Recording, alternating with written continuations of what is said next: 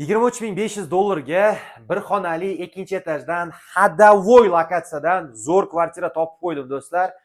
To'g'risi, uyda egalari 3 xonali kvartira olmoqchi ekan. $25.000 ga mana shu bir xonali uyni sotamiz deyishdi do'stlar. Prosta qo'limizdan kelgancha tushirib $23.500 dedik. To'g'ri, undan ham tushadigan joyi bor. Prosta uyda egalari iloji boricha biz aytgan narxga sotib bering, iltimos deyishyapti-da.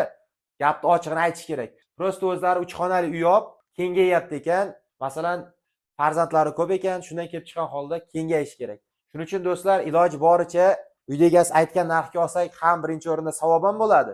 O'zlaringiz mana shu yerda shart-sharoitni ko'rib turibsizlar. Shart-sharoitni ham tushundingiz qanaqaligini. Aytishim shart emas do'stlar. Shuning uchun обязательно 1 so'm ko'proq to'lasangiz kamayib qolmaydi. Pulingiz borki, shu kvartirani ola olyapsiz-da. Misol oladigan bo'lsangiz, inshaalloh uyda egalari ham sotgandan keyin agar o'zlari aytgan narxga olsangiz $23.500 ga duo qilib inshaalloh pulingizga pul, barakangizga baraka qo'shilib, счастливчик inson bo'lib yurasiz. To'g'risi, bu yerdagi mana birinchi xonamiz, bir xonali kvartiramizni ko'rishimiz mumkin. Konditsioneri qoladi, televizor, xolodilnik olib chiqib ketiladi. 1.70 ga 6 balkonimiz ko'rishimiz mumkin do'stlar.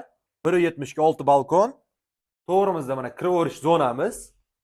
Bu yerimizda mana do'stlar vanna va hojatxonamiz. Bu yerimizda do'stlar oshxonamiz. Xullas do'stlar, meni tushungan. Обязательно kommentariyada fikringizni yozib qoldiring. Sizlar bilan har doim aktiv ko'k ko'z bo'lib, obuna bo'lib, like bosib bizni kuzatishda davom etamiz.